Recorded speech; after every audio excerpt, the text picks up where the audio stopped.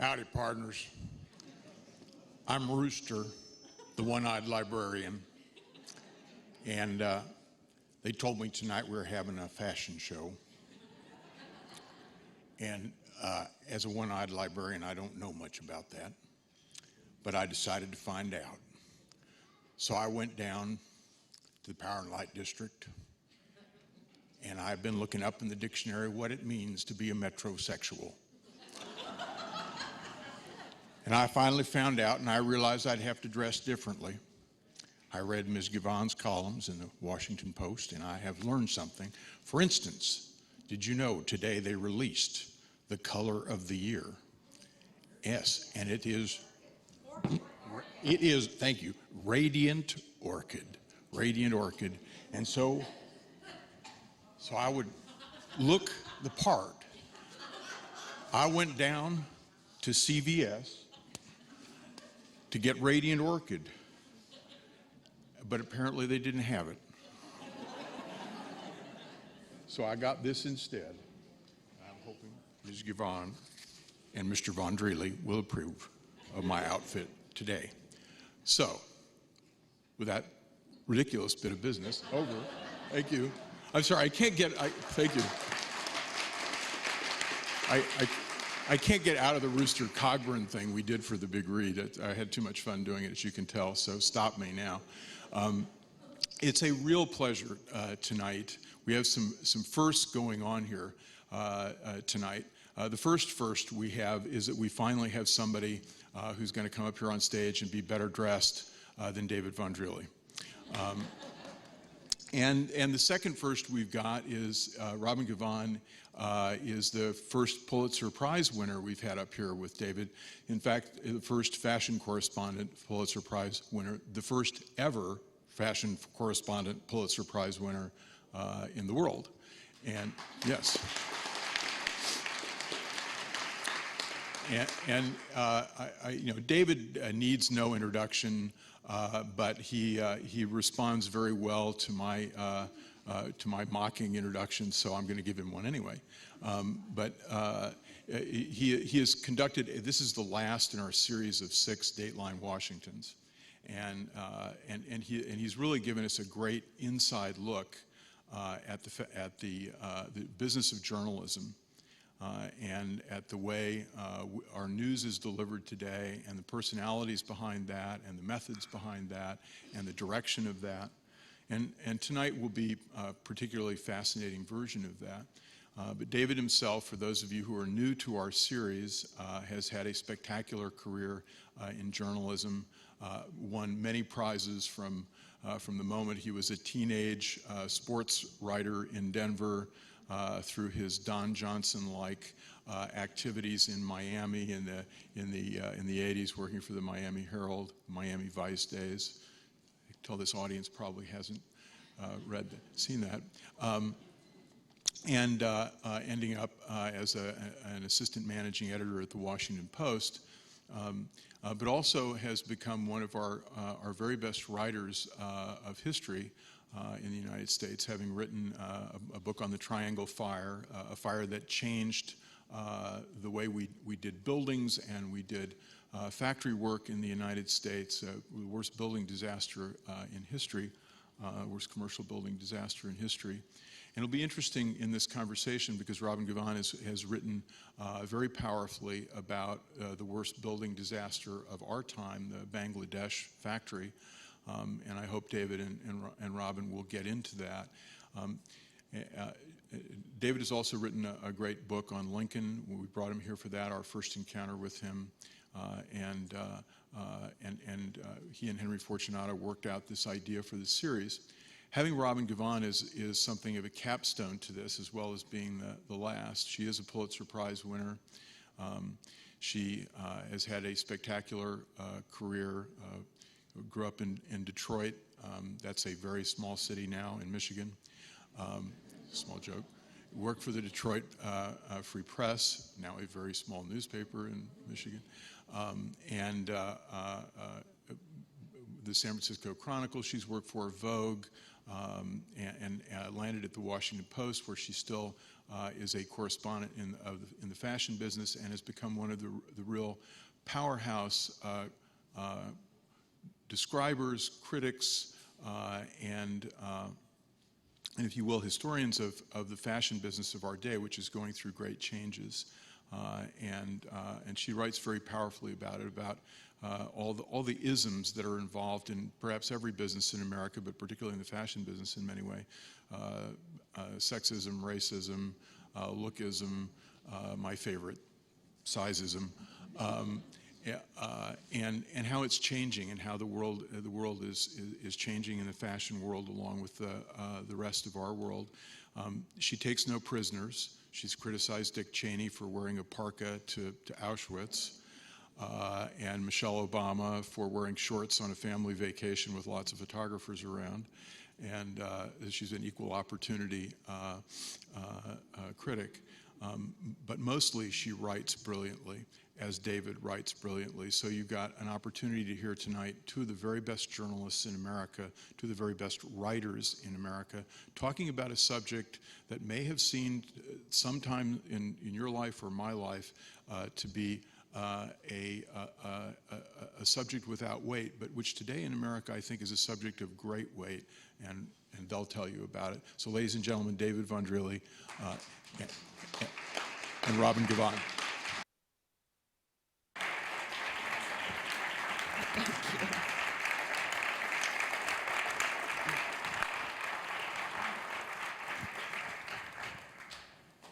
Well, thank you, hardy Kansas City souls who came out in this weather, in tonight's traffic. I moved away from Washington to escape the traffic, but I felt back in that place tonight trying to get on I-35. And I know you didn't come for me. You came for Robin, and you'll be glad you did. I'm so, so grateful that you guys came. I was so afraid there'd be like 3 people, truly. Because it's really cold, guys. It's cold. I'm going to step out just a little bit, and I don't know if you were all listening to NPR or have seen the newscast or whatever, but let's just take a moment and be thankful as human beings for the life of Nelson Mandela.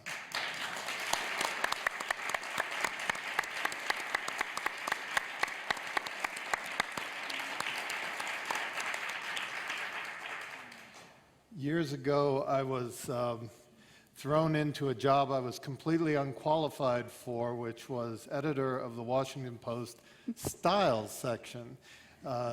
No one had ever accused me of having any style, and one of my responsibilities became directing the fashion coverage of a major American newspaper, which was...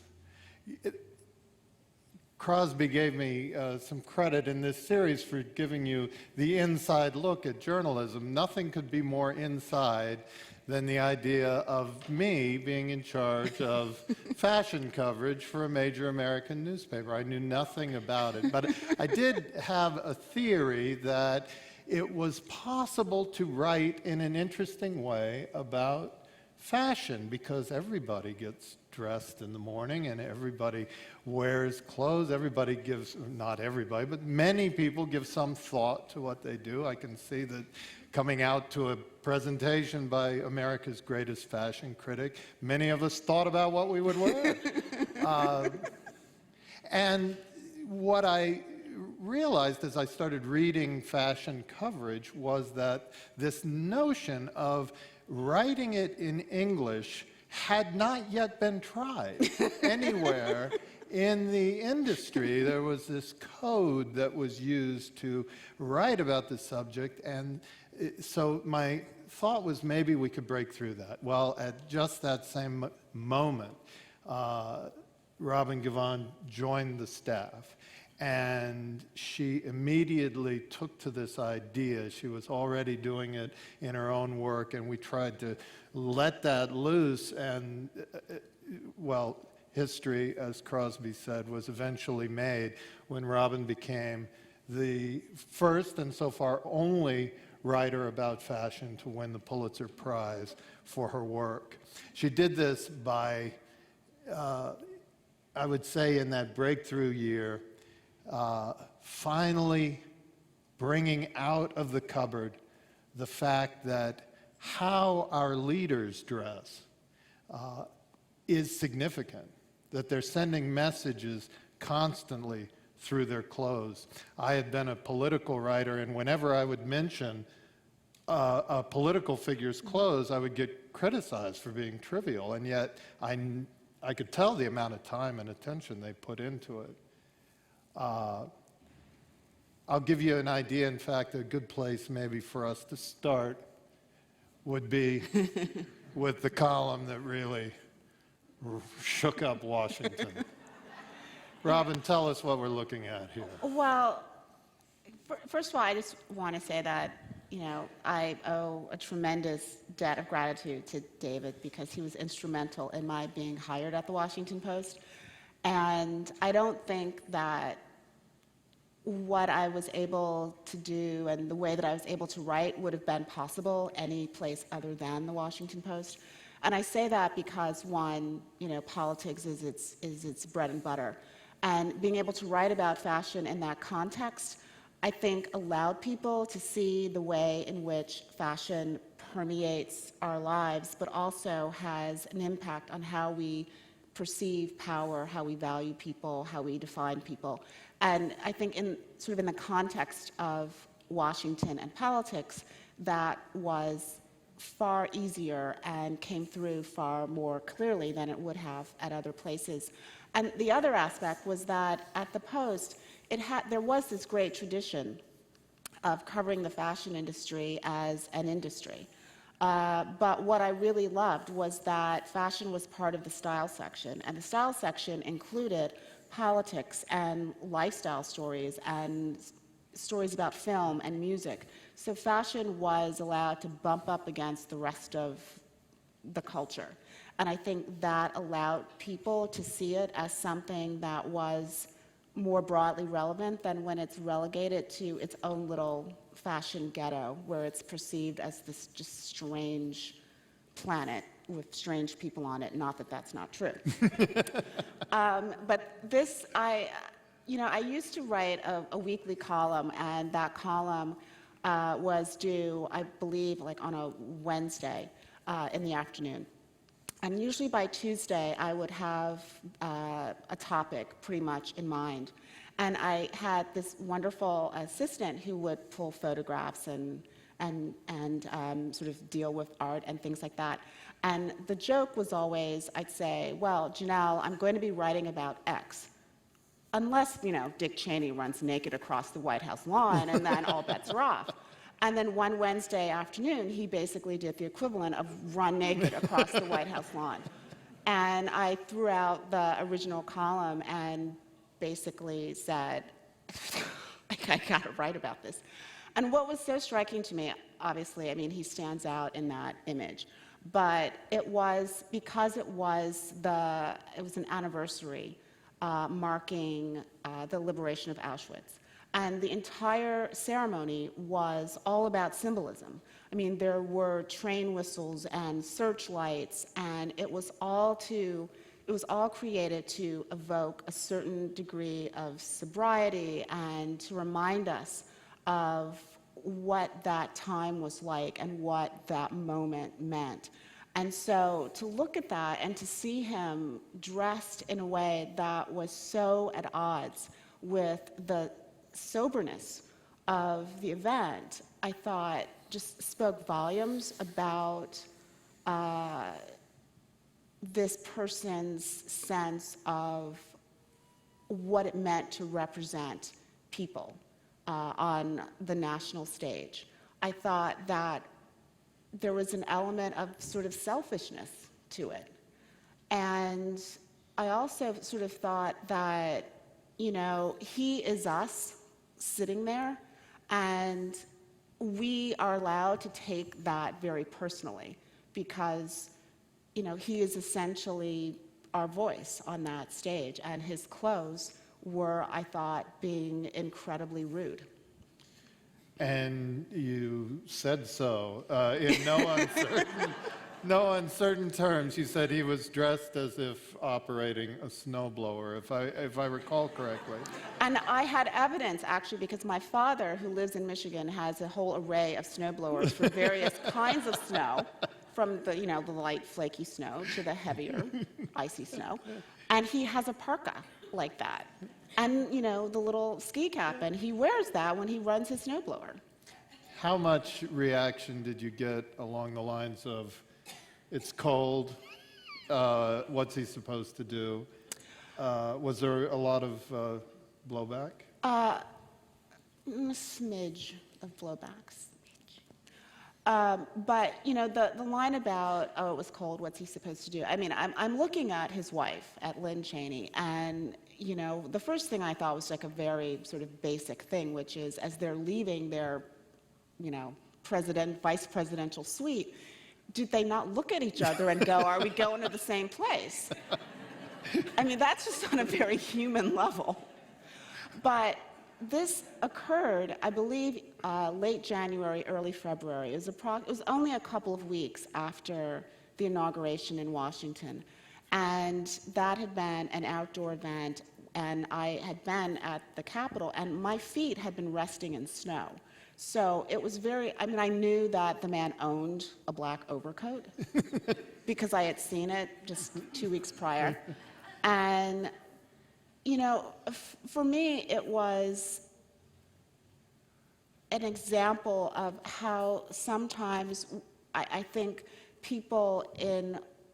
sometimes people just sort of allow their own sort of personal interests to confuse the message that their clothes send. And, whatever, I'm sure from his point of view, it's cold and it's snowing, and he had clearly, you can't see his hiking boots, but he had clearly had to hike in. So I get that, but I also wanted to make the point that clothes speak volumes, and particularly in this case, in which he was not making any kind of prepared statement. He was not doing anything vocally. All he was doing was sitting there. And his sitting there had an incredible amount of power. And he was dressed in a way that, I think, diffused that power, but also just insulted the situation. The message that we send with clothes, one of the things that I marvel at is how much message you can get out of one dress. Here, for example, is Mrs. Obama's inaugural day dress. Yeah. And you got a lot out of that. What were some of the... Well... And talk about the process, as you knew already what she was going to wear, right? So you had some time to think about it? Or No. This was one of those rare occasions when usually the First Lady's inaugural wardrobe, I say usually in my, 2 presidential inauguration experiences, but usually the First Lady's wardrobe is, if not known precisely, you have some idea. You at least have an idea of who the designer is. And for instance, Mrs. Bush released sketches of her inaugural ball gown. With Michelle Obama, it was a complete information shutdown. No one knew anything. And that I'm just marveled at, frankly, that she'd been able to really keep it that close to the vest. It's kind of a gossipy world, isn't it, fashion? Is there any my gossip? God. Yeah.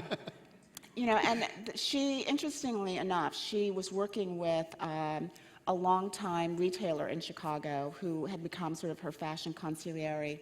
And she, I think actually because she was this person who was outside of Washington and outside of New York, she was really able to keep it very close to the vest. But also, because she was a retailer, the designers had something to lose if they blabbed, namely an account.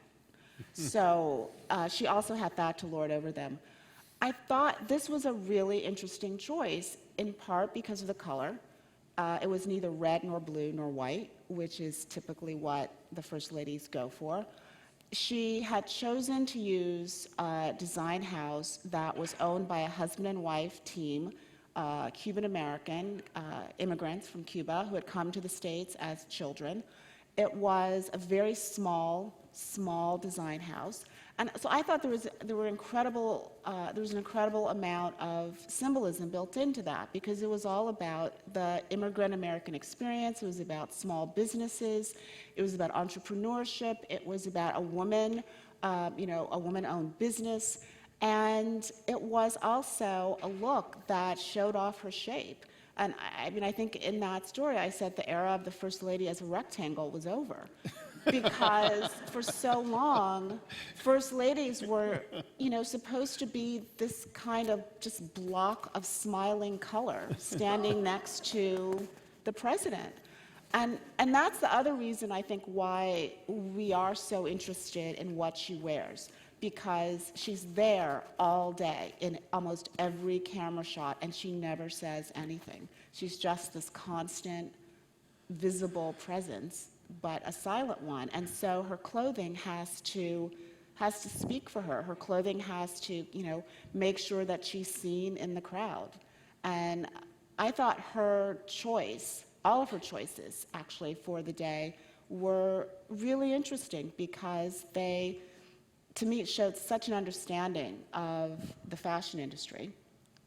And it also, I think, they also dovetail with many of the things that had been part of the campaign. Let's look at another choice that day.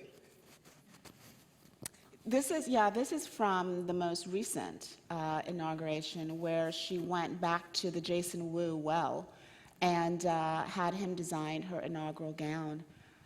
And the thing that was surprising was that she went back to the same designer, but also, it's such a great story that she chose this guy who was, I think, at the first time, he was only maybe 25 or 26 years old. And again, he was an immigrant to the States. He had been born in, if memory serves, Taiwan, and then had grown up around Vancouver, and then had moved to New York to start his business, or to go to school and then to start his business.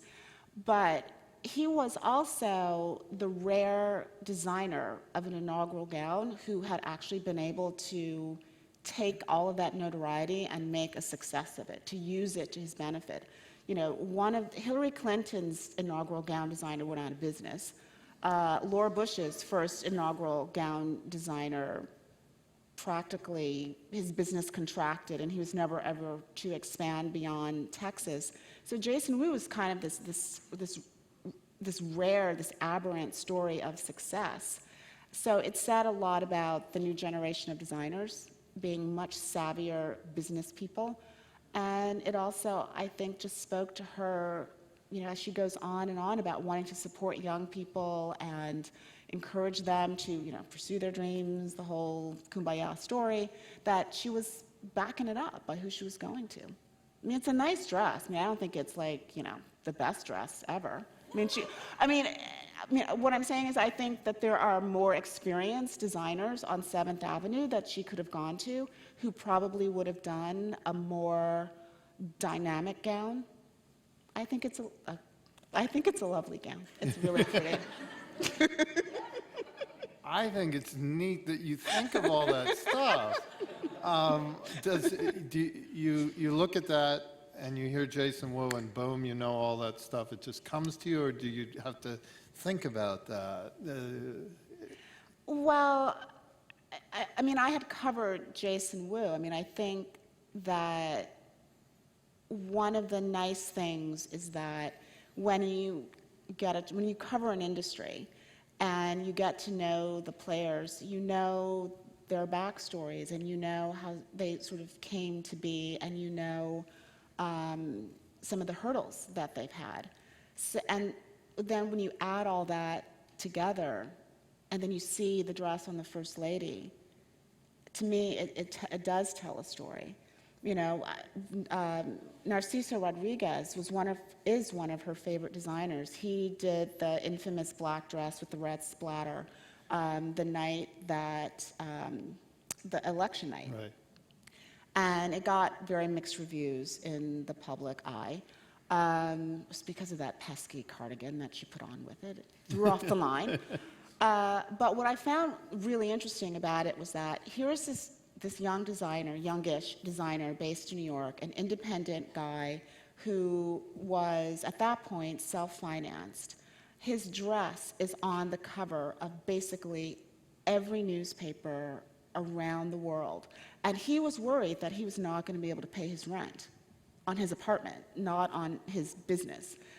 You know, so to me, it's such an interesting dichotomy of what happens in the fashion industry, that you can have these people who seem on the surface to be so successful, and you would think that having the First Lady be this champion of your work, and then you can still be struggling and trying to figure out how you're going to buy a bolt of fabric for your next collection, is amazing to me. That, ladies and gentlemen, is how you win a Pulitzer Prize for fashion criticism. It's absolutely wonderful. But it's not just the clothes, right? Yeah. Here it's the biceps. Yeah, what did David Brooks call them? Thunder and lightning? Thunder and lightning. Yeah, you know, her arms and her whole physical being became such an issue, are still such an issue. But, you know, in that quote, you know, I mentioned the sort of post-Title IX woman. And, you know, the arms, I think most women sort of think of getting sculpted arms like that, and they think to themselves, okay, that requires gym time. You know, like that requires just purely working out. So it says that she has made this conscious decision to take that time for herself. I think it's a point of pride when you're her age and you have those arms. It's not for no reason that she wears a lot of sleeveless dresses. She knows those are her great assets, and she shows them off. And there's a kind of body physical pride and strength there that you just didn't see with previous first ladies. You know, physical strength on the part of a woman, and showing that physical strength is a relatively new phenomenon. You know, my mother, you know, could not conceive of the idea that I would go to a gym and like just stand around and lift weights. She's like, that's gonna hurt. And why would you want to be bulky like that? You know, it's not in her frame of reference. And so to me, it spoke of a very specific, newer generation, and it spoke of someone who had made a very specific effort to take me time in that very sort of Oprah, that post-Oprah way. And I thought it was also interesting that people sort of kept looking at her and in some ways suggested that she wasn't feminine. And that was, I think, a very complicated stew of race, of the fact that she is not a petite, retiring woman, and that she also she looks strong and doesn't shy away from showing that. From a fashion perspective, is she the most interesting First Lady since Jacqueline Kennedy? Yeah, I mean, I think one of the reasons why she's so interesting is because of, you know, the mix of fashion that she wears, but also because her fashion is so contemporary.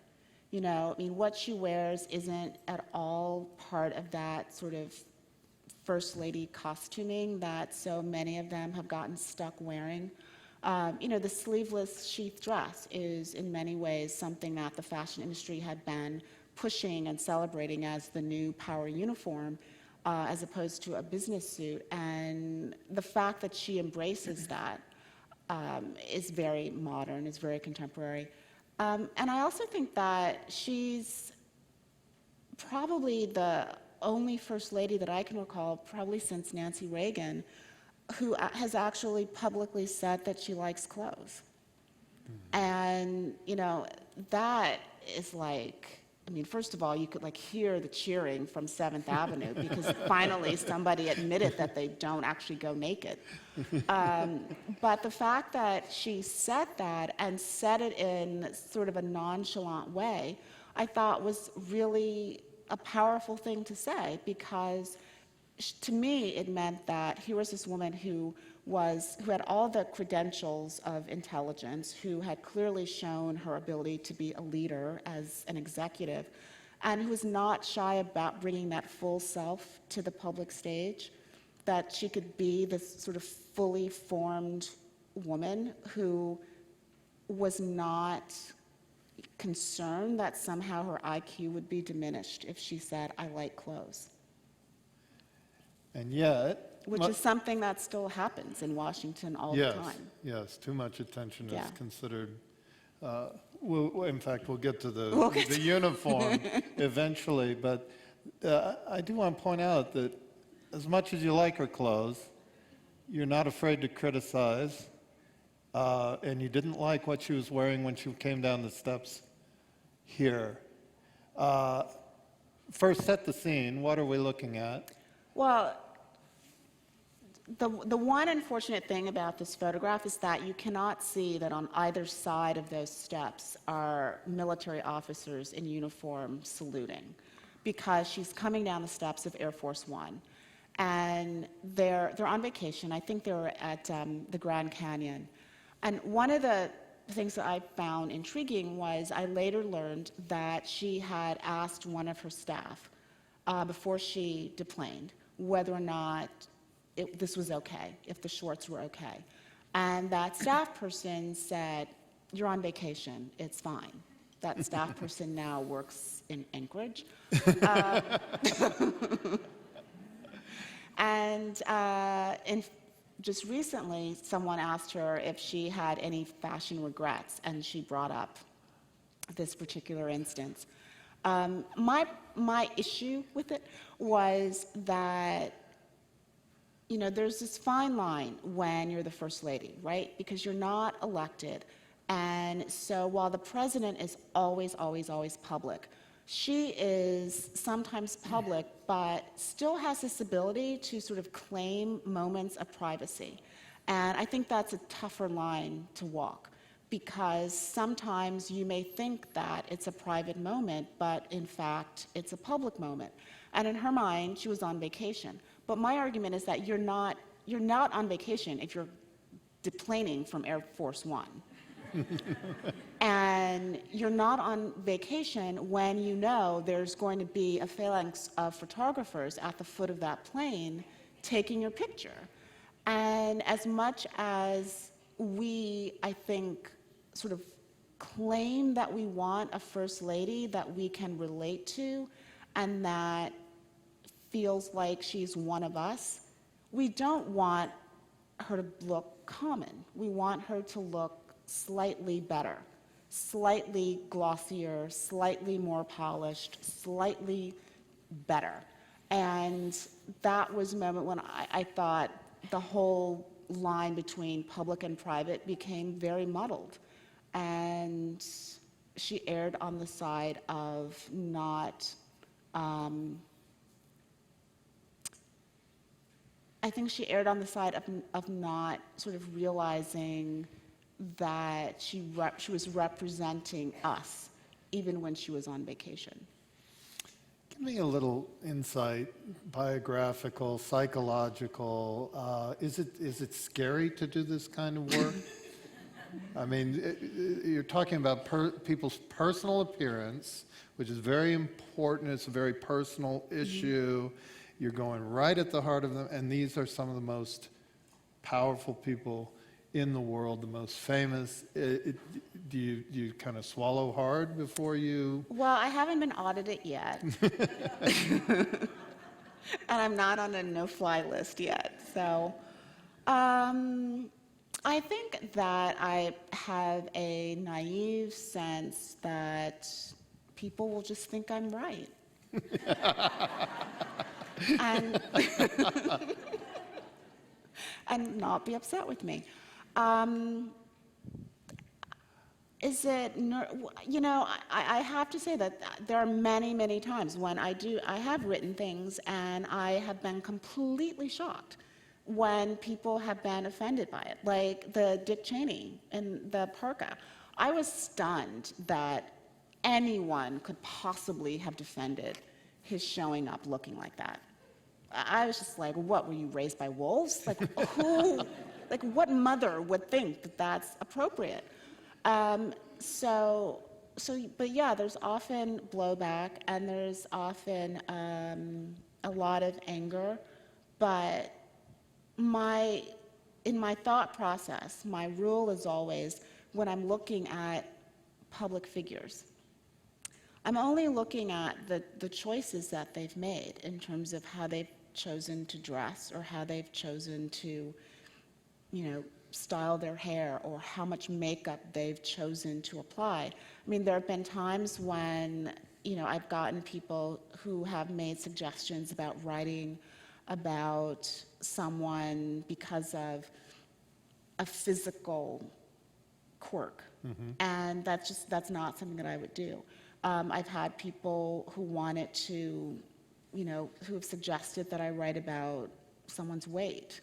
And I would never do that because I think that is inappropriate because that's not a way that someone has chosen to present themselves when they go out in public. It takes us to this really well, which was probably the closest to a... Yeah. This one stirred up as we see, a cleavage controversy. It was purely coincidence that the day that ran, I was on vacation and out of Washington. Purely a coincidence. The context of this was during her campaign for the presidency, and there had been a whole conversation about whether or not she was feminine or if she was too strong. I mean, it was this strange conversation in which people were trying to gauge sort of the womanliness of Hillary Clinton. This is right as she was beginning her presidential run. Yeah, and she was, just starting out in her, rainbow of pantsuits and the whole shebang. And so for the first time, she showed up and she was wearing something that was low cut, and it was shocking to me, in part because I had covered her second inaugural gown, which was this gold Oscar de la Renta gown. And in the course of covering it, Oscar had said that the dress was from X and such collection. So we immediately, went back and we started digging through the photographs, and we found the dress on the runway. And the original dress had little cap sleeves, and it had a very low sort of jewel neckline, and it had a gold lace bodice and a sort of a full skirt. And what made it interesting was that it had this kind of sporty top to it, and then it had this very full, elegant skirt. By the time Mrs. Clinton had finished reworking it, the dress now had long sleeves and a Victorian collar.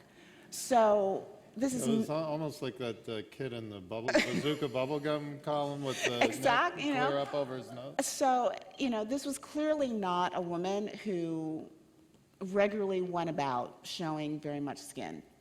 So it was a surprising look for her. And I'm also fascinated by what power looks like. And by that, I mean, I think we have a really clear idea of what, the most important guy in the room, the most powerful guy in the room looks like. He's wearing a business suit, right? He's wearing a perfectly tailored dark suit with a white shirt, probably with French cuffs and a power tie and black wingtips. That's the uniform. But there's no complementary uniform for a woman. Right. And that's one of the things that I think makes them particularly interesting to write about, particularly at the level of someone like Hillary Clinton, but I think it's also what they struggle with because they don't have something that they can put on that immediately and clearly says power and nothing else. And one of a short-lived television show, which I loved, was Commander-in-Chief. And it starred Gina Davis as the first female president. And I was fascinated by it because I always wanted to know, what are they going to put her in? And one of the most interesting episodes had to do with a state dinner. And I kept thinking, what would a female commander-in-chief wear to a state dinner? Would she wear the pretty, feminine, extravagant ball gown? Would she show up in a tuxedo? Would she feel like she had to wear something that was really covered up?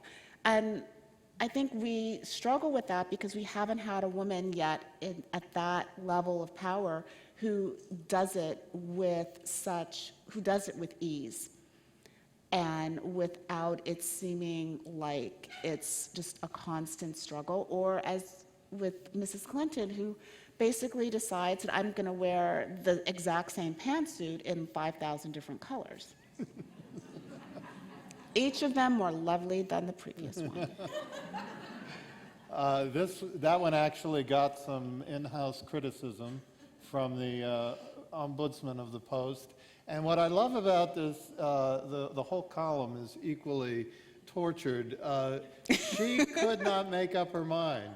I think it was, I think she was very representative. That on the one hand, she was a little scandalized that we were writing about former First Lady, United States Senator, possible first woman president, her cleavage. On the other hand, she agreed that probably everybody read that column that day, which is a testament. I think you're bringing out of, or not, you have brought out of a kind of closet into the open a discussion that everybody has around the house as they're watching, you know, the State of the Union, and they pan up and it's like, what? You know, I mean, that's horrible. Look at her hair. And I mean, I do think that, you know, we zero in on these things, and sometimes, you know, we do a double take, and sometimes we don't even know why we're doing the double take. We don't know why it surprises us or just bugs the heck out of us. And, you know, when that happens, I try to look at it and I try to figure out, well, what are the pieces of it that have caused us to stop and stare? And what is the part of it that makes us uncomfortable? And why are we so much more uncomfortable having a conversation about a woman's appearance versus a man's appearance, even if the man's appearance is worthy of a triple take? And, you know, we tend to, I think, reflexively say that, well, it's sexist to have a conversation about a woman's appearance. And I don't think that that is necessarily true all the time, because I think sometimes women very much know that they've made a decision when they've walked out of their home to dress in a way that they know will strike people as attention worthy. And, you know, and I think that can be one of the great things. You know, I remember having a conversation with the publicist for the Metropolitan Museum of Art. And she said that on a regular basis, she would attend these luncheons with women who were donors to the museum. And she said they would come in full-on couture, you know, suits that cost $10,000.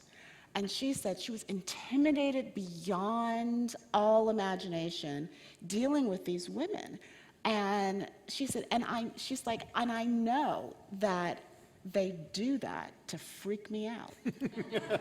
They use their fashion to intimidate me. They use the fact that, you know, they're wearing these insane heels that can only be worn if your personal driver dropped you off at the front door. Yeah.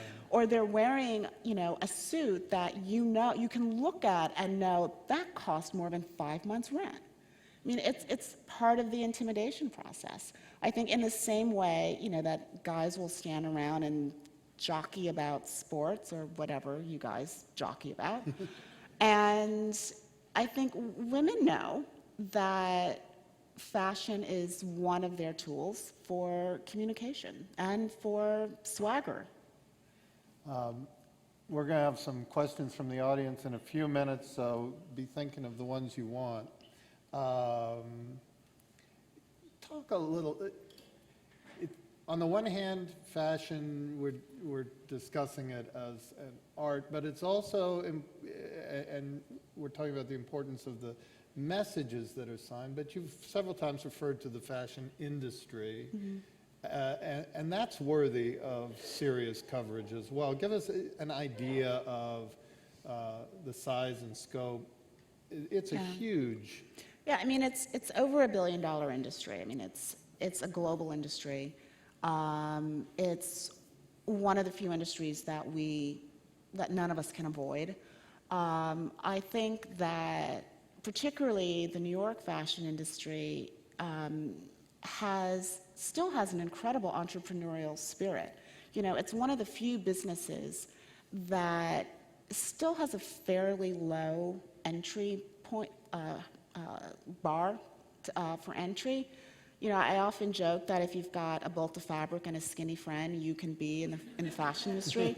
You know, you can produce that first collection, and it's true. I mean, a lot of designers still start that way.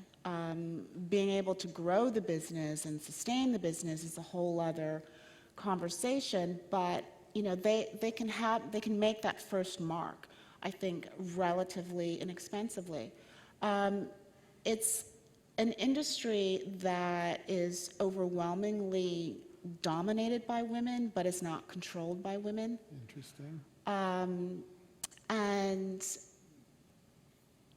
you know, it's an industry that to some degree is kind of the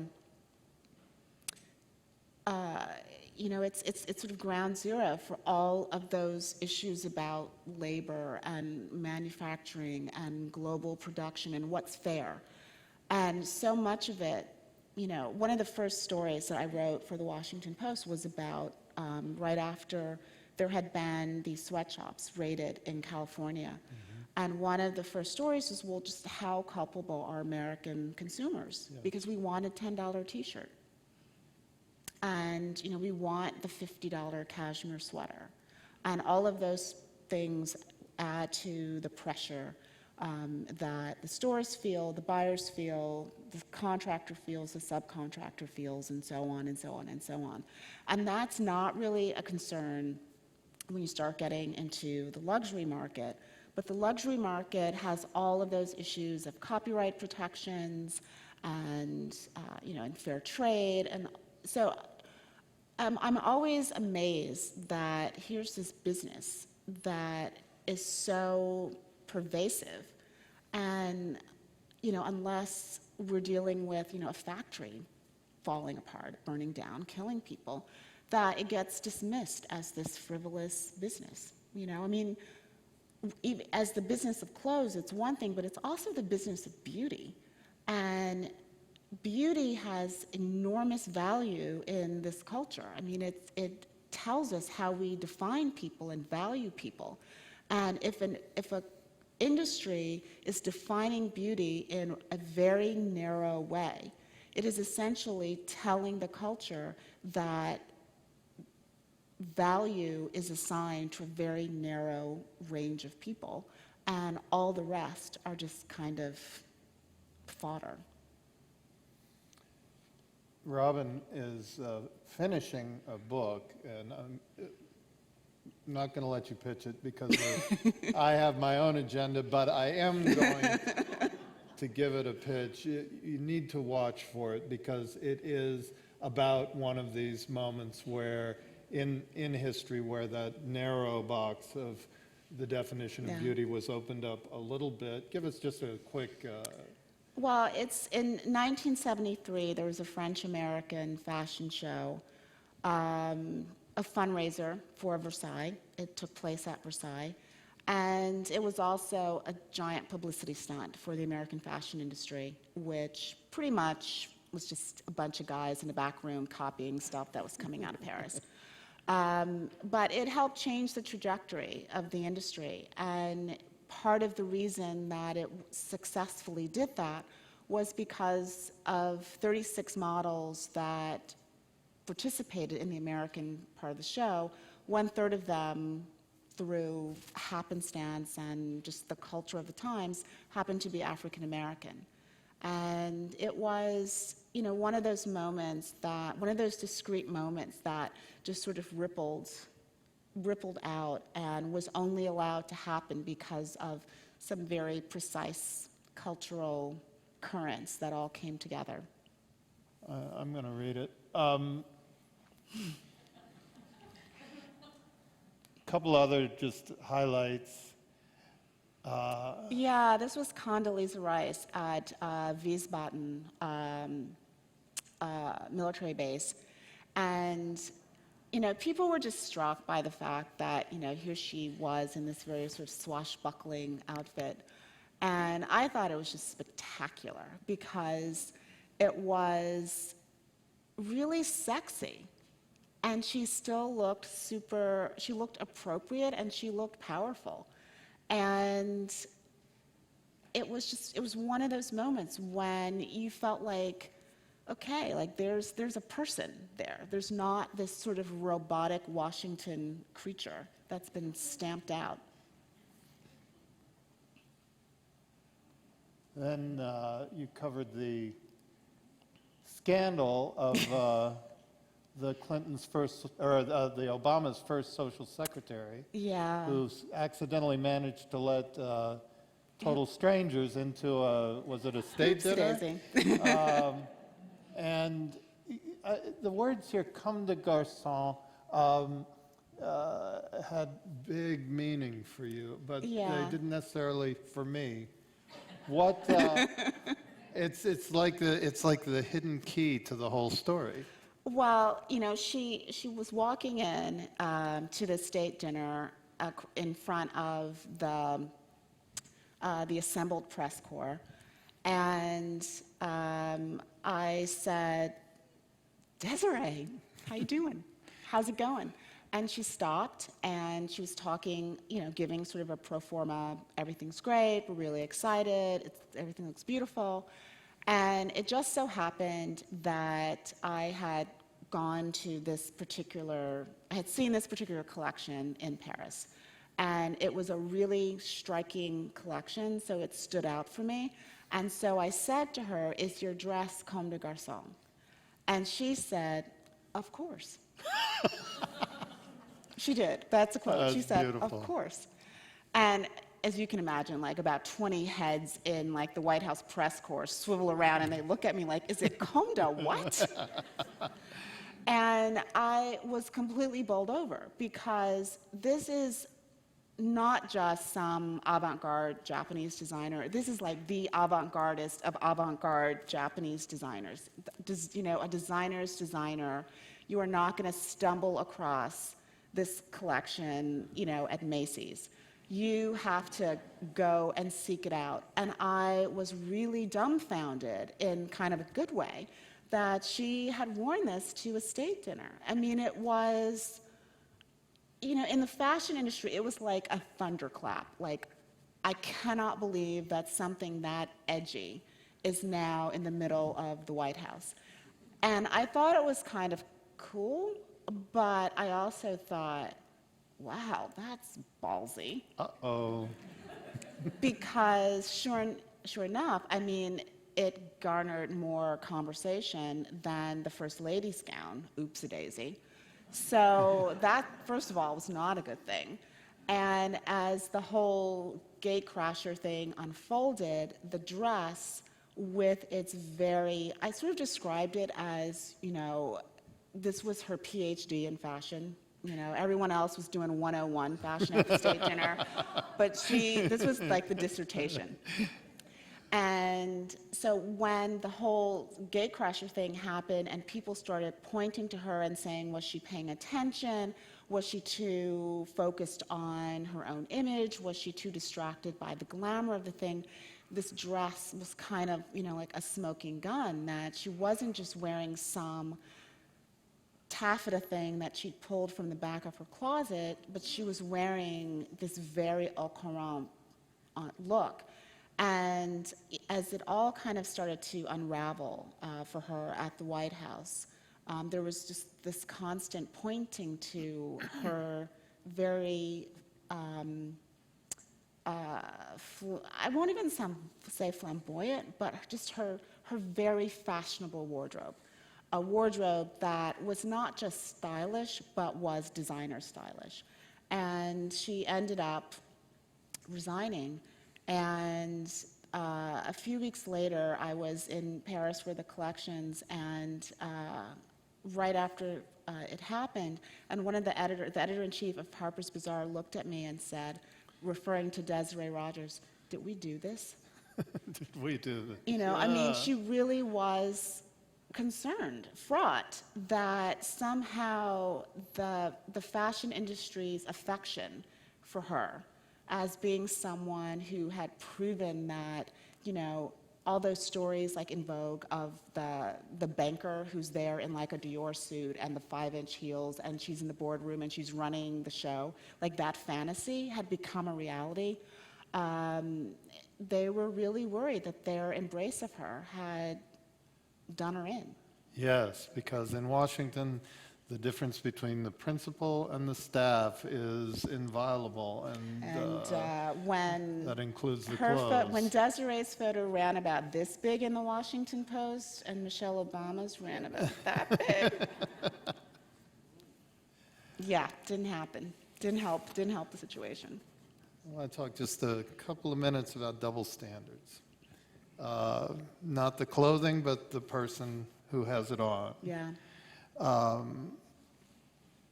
What's in a hoodie? You know, the thing about the hoodie was, for me, that it really was just a hoodie. In that there was nothing particularly, it wasn't invested with the same kind of symbolism as other articles of clothing. That, for instance, you know, steel-toed boots, or, you know, the super baggy jeans, or the giant oversized white t-shirt. I mean, garments that people have associated with a very particular culture and a very particular level of danger. You know, the hoodie worn by Mark Zuckerberg, worn by the suburban father mowing the lawn, worn by the suburban mother at a soccer game is just a hoodie. But the column I ended up writing was really just about the way that it's not just the clothing, but it's the person in the clothing that says so much, and that in order for us to really have a conversation, you know, we can't just talk about the clothes and say that, oh, well, I was afraid because, you know, kids in hoodies mean X. And it was, I think it was obviously, it was incredibly complicated and nuanced. But one of the things that I remember thinking was that, you know, on the one hand, you have this guy who said that that suspiciousness was what he picked up from this black kid in a hoodie. And so I think that we also have to recognize that if I were walking down the street and there was a guy in, you know, steel-toed boots and plaid shirt with a Confederate flag bandana hanging out of his back pocket, I might, you know, feel an equal sense of concern. And it's not about the clothes necessarily, but it's the specific person who's in the clothes and how that's all kind of woven together.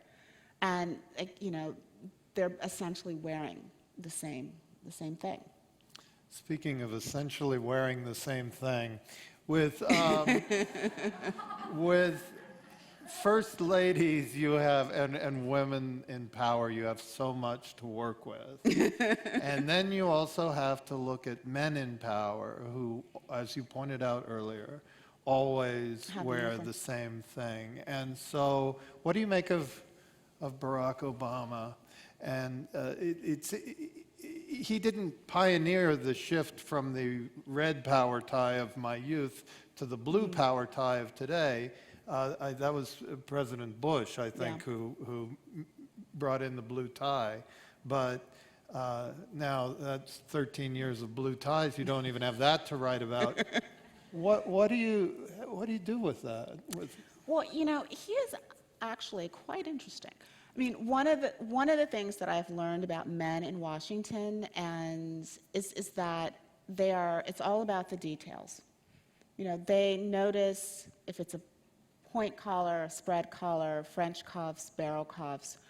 And with him, during the campaign, for instance, one of his favorite sort of I'm being casual now looks would be he would take off the tie and he would unbutton the white shirt and he'd still have on the black suit. So that was his, you know, I'm casual now look. And I also thought it was interesting that because of his physique and his age, he very well could have gotten away with wearing a much slimmer kind of suit with flat front trousers. But he never did. He always sort of stuck to this very traditional kind of business suit, in part because I think that the other kind of suit would have made him look even younger and even hipper and even more arugula loving. And I think it's also interesting that in that picture he has the little American flag pin on, which I don't know if you guys remember, but there was a point during his first campaign in which he did not always wear the American flag pin. And this was deemed as an egregious affront to patriotism, nationalism, and all that is America because he was not wearing the little pin. And I remembered writing about how he didn't always have it on. And I was writing about it, I thought, in a positive way. And I am not even, like, the backlash from his campaign, which was he almost always has on an American flag pin. Okay, almost Sometimes always, pins it. sometimes doesn't. Isn't that pretty much the same amount of time? But they were absolutely bonkers because they did not want it pointed out that he was not wearing a flag pin. And I was like, aren't we really just talking about a brooch at the end of the day? No, I believe that sometimes he meant it so much he pinned it directly into his chest, under his shirt, and there was, you know, a little patch of blood under his lapel. He actually has a tattoo of a flag right there. Let's have people line up for questions, and I'll hit you with one last one of mine. You worked for a little while at Vogue. I did. Devil Wears Prada. Fiction or documentary? Well, first of all, when I was there, that very assistant was Anna Wintour's assistant. And had I known the kind of copious notes she was taking, it, I think, is a fair mix of both. There were elements that were most definitely taken from fact. The amount of caffeine, the amount of Starbucks that was consumed, the affection for rare steaks. It's true. And there's also the scene in which Meryl Streep is stuck in Miami and she is having a hissy fit on the phone because she must get back, is sort of based on truth. When we'd gone to Chicago and weather was preventing us from getting back to New York. And my favorite moment was when Anna suggested that her assistant get Cy to send the plane. This was Cy Newhouse, yeah. Send the corporate jet to Chicago from New York to pick us up. And I'm thinking, cool. Like, I'm so happy to get on the corporate jet. But it didn't happen. Wow. Sir. Yes, my question is, in your opinion, does the dress and fashion depict the moral or ethical value of a society? Does it depict the moral and ethical? Or ethical. Or ethical. No, I don't think that it depicts morality and ethics. I think that, to me, that's something that is so internal, and, I would never presume that you could make those judgments based on what someone is wearing. But I do think that fashion is a person's calling card. It's the way that they introduce themselves. And I do think that we make judgments based on what someone's wearing. I don't think we necessarily make ethical judgments, but I do think that clothing can exacerbate our prejudices, and I think that smart people can use clothing to contradict stereotypes. I think about, for instance, Ralph Lauren had an advertising campaign in the late 90s in which he used this model, Tyson Beckford, who was a very dark-skinned, muscular black guy. And, he dressed very handsome guy, but very, very masculine and very muscular, like very broad shoulders. And he would dress him in everything from anoraks to business suits. And what made the campaign, I think, so powerful and so provocative was because he did use our presumptions about black men, about race, to give this element of surprise and tension to his collection, which is really based on this kind of very Mayflower, blonde hair, blue-eyed sensibility. So that's kind of an answer to your question, I think.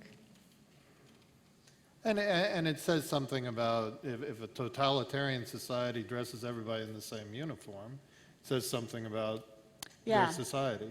I mean, it's, you think about school uniforms. I mean, one of the reasons why we put kids in school uniforms, the idea is that it's supposed to remove all of these sort of artificial barriers.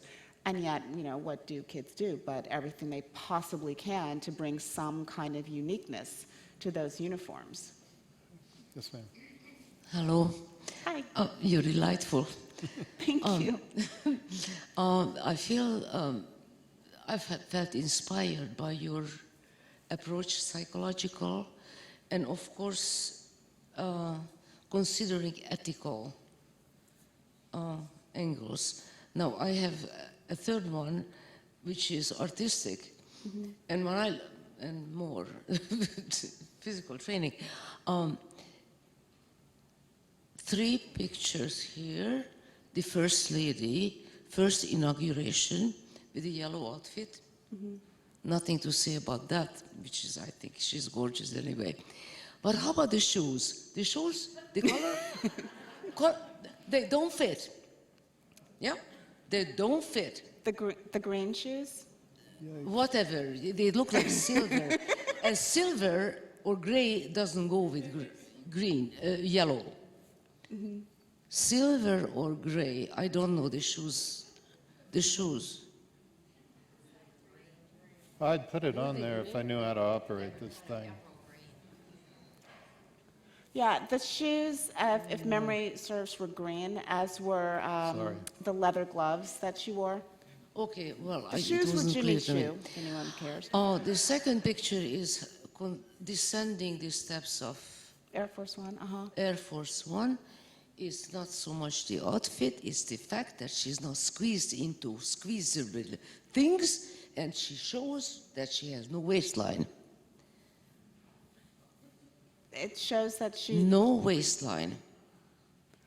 Well... She looks fat there. She looks fat. That's a lovely way of saying Yeah. she looks fat. Do these shorts make me look fat? Yes. Yes. I think that the idea of whether or not someone is fat or thin is kind of in the eye of the beholder. And I don't think that when you look at her, you can argue that she's not a healthy person. So for me, it was less about the fit of the shorts. It was much more about the fact that they were very casual, very sporty, very, I'm going for a hike Look at her. in the Grand Canyon shorts. I mean, this is bad. And the third one is pardon me, the marvelous outfit comme les garçons of Rogers. It's not the dress. The dress is awesome. How about her shoes again? Not this one. Oh, not this one. Comme It's les the garçons. Desiree Rogers one. Desiree. Rogers. Ah. This one. Yeah. I mean, what's with those shoes? Are you a shoe designer? I am a You're very focused on shoes. yes, because that's the totality of the outfit. And if you look like a sitting duck with your shoes, with a great outfit, I mean, you're a sitting duck. Well, I would just say that your observations are proof that we really do care about how our public officials look when they represent us on the world stage. Yeah. Oh, come this way. Good. Thank you for a very wonderful, thought-provoking talk, first of all. Well, thanks for saying that.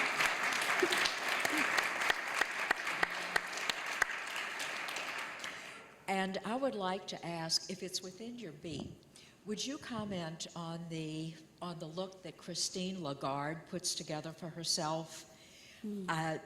The reason I ask about her is that she strikes me as one of the most powerful women in the world. And I don't know if that's within your beat, but I would love to hear your thoughts on that. You know, I haven't looked at what she wears that closely. This is the head of the IMF. The thing that strikes me most about her is that she just has this spectacular gray hair that Yes. is always perfect. Yes. But she's French. And there you have it. You know, she is French, and one of the things that I have often been told by women, particularly in France, but in Europe in general, is that they have an approach to aging that is very different from what is the typical approach in the US. And that is that they take care of their skin and they watch what they eat and they sort of revel in where they are now instead of trying to reverse the clock and dress younger than they are. And to me, that's one of the things that's striking about her, that she just seems so completely, she just seems to be completely reveling in her age right now. And oftentimes, well, you know, turn on reality television, and it's just sort of this panoply of heavily made up, Botoxed, tight women who are wearing really tight clothes, and with the idea that they will look younger. And instead, to me, they just look like women who are trying to look younger instead of looking like their best selves. And, you know, I think that that's what's really striking about her. And I think that's probably also one of the things that sort of catches the eye of people when they think about, you know, sort of this stereotypical French woman, that she's got this air. We had a line. Yes. I just wanted to say thank you for the Central Library for bringing you here. That's really great for the Midwest. I feel like we get a bad rap for not being fashionable. It's so wrong. I know. I So have a lot wrong. of, and my good friend, but anyways, we have a lot of fashionable people here. But I wanted to ask you, I was really struck by the collapse of in Bangladesh and reading about that, and I mean, I really cried, and it makes me very, it's hard to watch, but it's also good to realize that too, make you think about what you buy, and disposable fashion is such a huge thing. And again, a $10 t-shirt, NPR just did a huge thing about how to make a t-shirt from the cotton. I've heard that. Anyway, it's fascinating to watch, and I have a lot of friends in the fashion industry. So I guess what I wanted to ask you was, within disposable fashion, I'm an advocate against that, which I think is good to invest in quality pieces, whether that's, you know, a $5 wonderful thrift store thing that you find, or something that you said, I don't know about investing in a $15,000 suit, but something affordable. Is there something within your wardrobe that you just love and just invest in, or some type of piece that you cannot be without?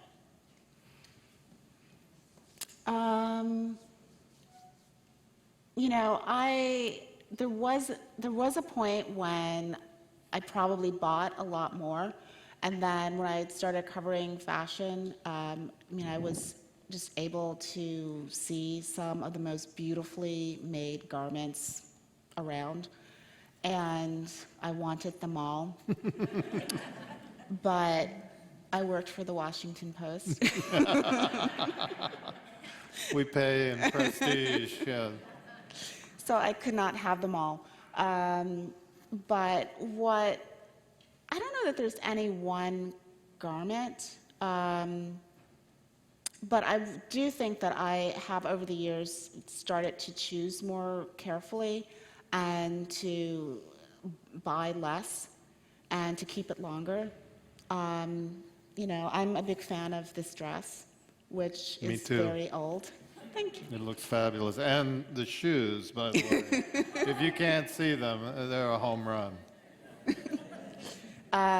But yeah, I mean, I agree with you totally. I mean, I think that that fast fashion is what it is. I think is great, which is that it allows people to have access to fun, trendy pieces for a reasonable amount of money.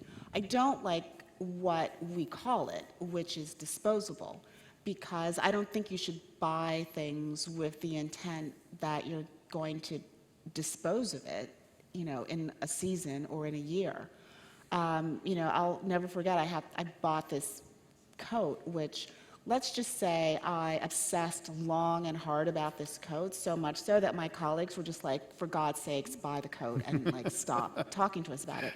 And I bought it, and this editor said to me, "Oh, are you going to retire your coat next year?" And I said, "I will probably be buried in this coat." I spent a lot of money. I will be buried in it. It'll be shredded, but I will have this coat. So yeah, so I absolutely agree. I mean, just buy less, save money.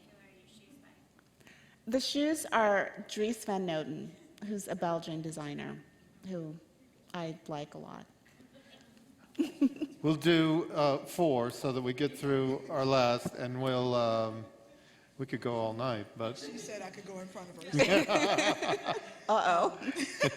Thank you very much for being here. It was truly an honor having you as a Thanks for speaker coming. tonight. So thank you. One question that I had is, did you think as a young person that you would actually be doing this, or was this always a goal of yours to become a fashion editor? And you know, I Sorry. mean, seriously.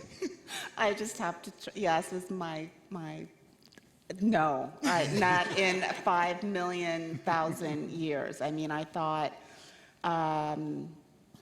you know, I loved writing.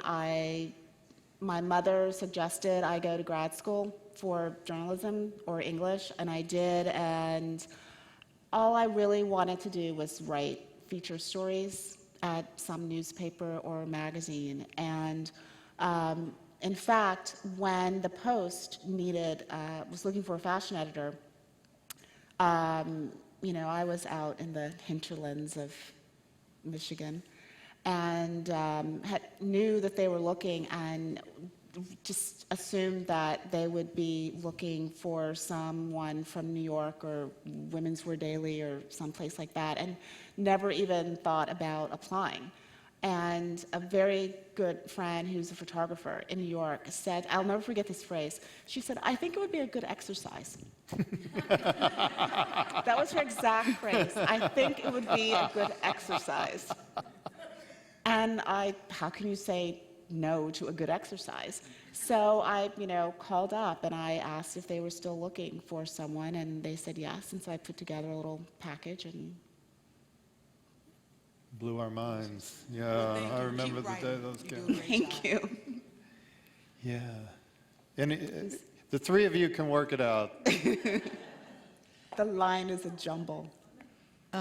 We want to thank you very much for coming to Kansas City with your point of view. Thank you for That's having number me. one. My first time in Kansas City. Okay, you're welcome. I want to say that in the fashion industry, people more are into the trash than the class of dressing these days. Because people, no matter what size they are, what they look like, will put on just about anything. So I call that trash dressing. Class dressing has nothing to do with current fashion. It's buying something that just looks simply fabulous on you, whether it's vintage or up to date. And I'm saying that from the point of view of being a designer myself. I started designing when I was in high school in '73, and I've been designing since then.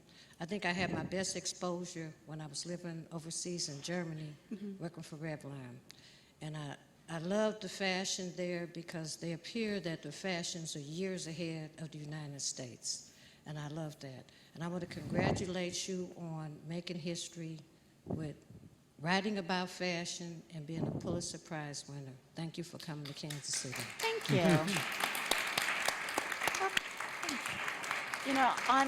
On the topic of style, I often find myself defending Washington from people who say, oh, there's no fashion there. And, C-SPAN Washington has its issues, but one of the things that I do think about Washington and a lot of places like Chicago and in the Midwest is that it is much less about having the item of the moment, and it's much more about having a kind of style. And the word pragmatic, a long time ago with the rise of Michelle Obama, did a piece about Chicago style, and the word that kept coming up was pragmatic. And I think that describes really the way that most people dress, which is they try to find that thing that makes them feel good, but that also makes sense. And, the fashion industry at its best is able to balance those two things, create clothes that make sense in both a man and a woman's life, but also just makes them feel like they are at their best, that they can walk into any situation and feel this incredible sense of confidence. And, there are a lot of programs out there when people are going through cancer treatments or when they're getting back into the workforce that are all about wardrobing them for the next stage in their life. And they always talk about how something as simple as a suit or a dress makes them feel like themselves again, makes them feel like they're part of the world again. And, I just sort of want to throw out a plug for, people to really recognize that there's a lot of superficiality in the fashion industry, to be sure, but at its core, it really is an industry that taps into our sense of ourselves and how we want people to perceive us. And I think most of us want to be seen, not stared at, but we want to be seen. We don't want to just fade into the woodwork. We want people to know that we're there, and we want people to respond to us in a positive way. And I think, when fashion is great, that's exactly what it does. Anyway, that's my little plug for fashion.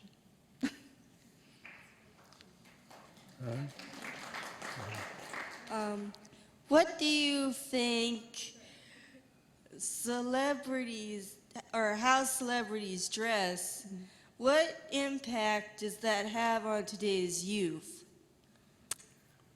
Good question. Well, I'm going to sort of remove Kanye West and his beloved from this conversation, because nothing good will come of that.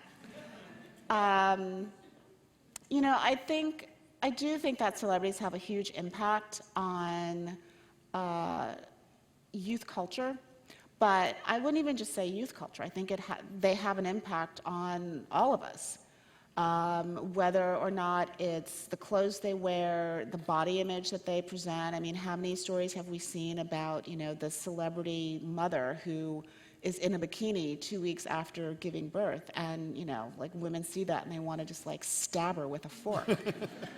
And sometimes I think, you know, the fashion industry uses celebrities in a way to promote its wares. But I would just encourage people to remember that the vast majority of celebrities who are photographed in some designer frock that ends up in a magazine did not pay to get that frock. It was sent to them.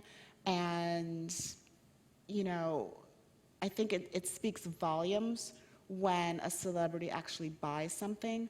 I don't think it says much when they're just wearing it because, you know, it was given to them in a swag bag. Last question? I just want to thank you for being critical, because it's Oh, awesome. Thank you. And not having kind of a loyalty to what is comfortable, and just being intelligent and talking about the fashion industry as a whole. I would love to know a better language for comparing how people position themselves in the art world and how they present themselves in comparison to politics when it comes to fashion. You know, I haven't looked that much at the people of the art world. I think that yeah, I mean, I think that my reaction would be kind of superficial in the sense that, you know, I always think that artists look interesting and creative, and they look like they look like people that I want to go over and talk to, because there just seems to be so much personality that, you know, that you can't help but be intrigued by that. And there's a desire to stand out and to announce that they are different. And that is so not what politicians want to do. They do not want to announce themselves as different in any way, shape, or form. I mean, they're all about empathy, you know, and so that's why you end up with these painful moments of, you know, some guy in a suit who's taken off his jacket and he's pushed up his sleeves, and, you know, his, like, universal sign of, now I'm going to talk to the guys down at the factory. So, you know, when I think about politicians, to me, what I try to look for less, not so much the personality per se that's coming through, but sort of how they're reading the crowd. And I think oftentimes, particularly on a campaign trail, you can look at how the politician has done himself or herself up and get a really kind of interesting sense of how that politician is reading the crowd and what they think about the crowd and what they think the crowd wants to hear. With artists, to me, it's just much more of a surprise. And that's a really pleasant thing. We have sat here spellbound for way more time than we were planning. And so in that sense, you guys now know how I have felt for 17 years since I met this woman. Robin, thank you so much. Thank you.